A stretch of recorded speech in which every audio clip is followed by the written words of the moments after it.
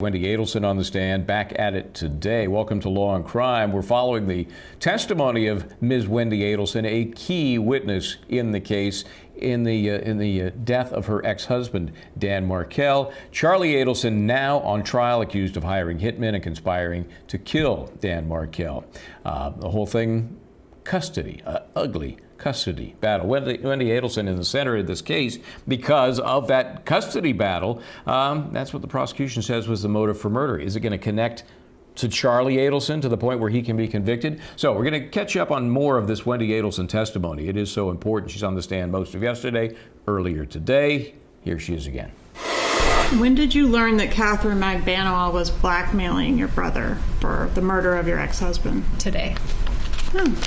So he never told you? No. You testified in Catherine Magbanua's murder trial last year, didn't you? I did, yes. And she was convicted? She was convicted, yes. Of murder? Yes, of murder. Of murdering Dan Markel? Of murdering my children's father, yes. A crime for which she apparently is innocent because she was just a conduit for Sigfredo Garcia. Did you learn that today along with all of us? Well, I learned that someone made that argument. I don't know whether it's true or not true. Okay. You have no knowledge of it? I have no knowledge. In all the years this has been pending? In all of the years this has been pending. Your brother has known who killed your child's father, and you didn't know? I did not know.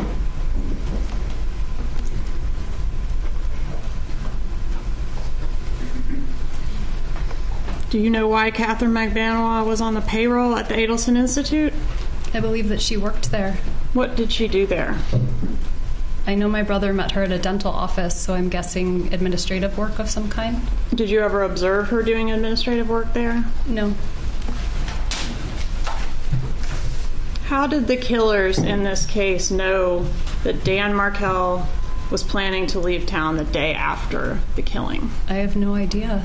You knew he was planning to leave town the next day, didn't you? I did, yes. Did you convey that information to anyone? Absolutely not. To your knowledge, did your brother have that information? I don't know why he would have known that.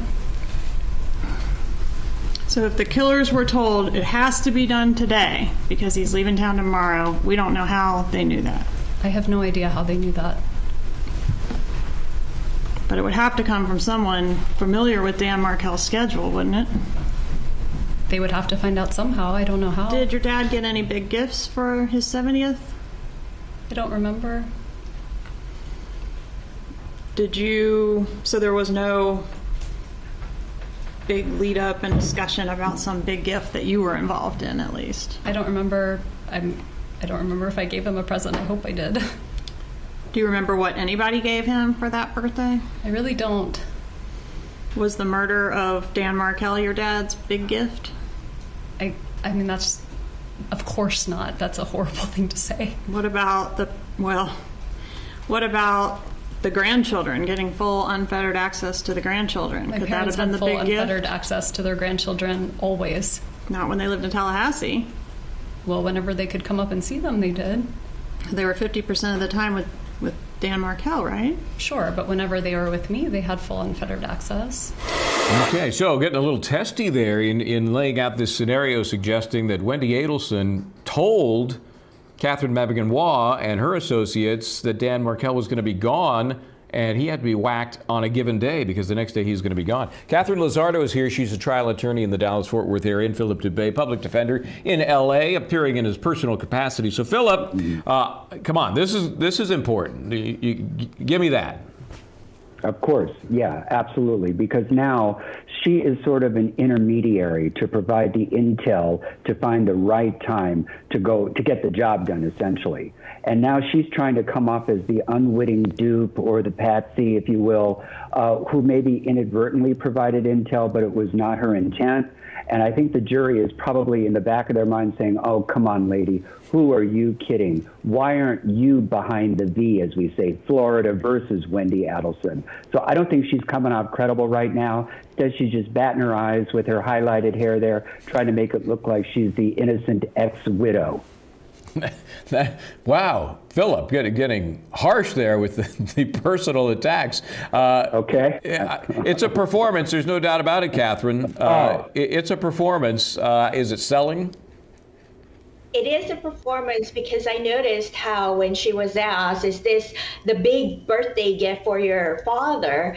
It's almost like the teary-eyed look was a faucet that was turned on. And so we have to look at that, and the jury has to weigh that and say, is that an authentic response? Of course, he said that's a horrible thing to say, but that's also one of the things that have been alluded here in terms of the Adelson family actually being in on it, including her mom and dad as well. Yeah, I mean, I would think the reaction to something suggesting that the gift given to a family member was the murder of your ex-husband might elicit some more violent reaction than that is a horrible thing to say. So let's go back into court and see if there are any more horrible things to be said. Let me ask you the most important question. You're aware that the state has named you as an unindicted co-conspirator in the murder of your ex-husband, right?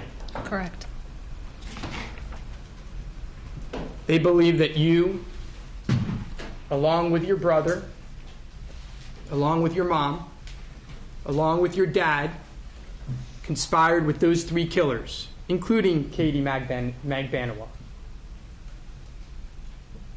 They believe you all conspired with them to kill your ex-husband. You understand that, right? I understand that that is what they believe. You understand they put up a chart in their opening with pictures of all of you. Yes, I saw the chart. Miss Adelson, did you have anything to do with the murder of your brother, of your ex-husband? Absolutely not. It's fair to say the state has it wrong. Absolutely.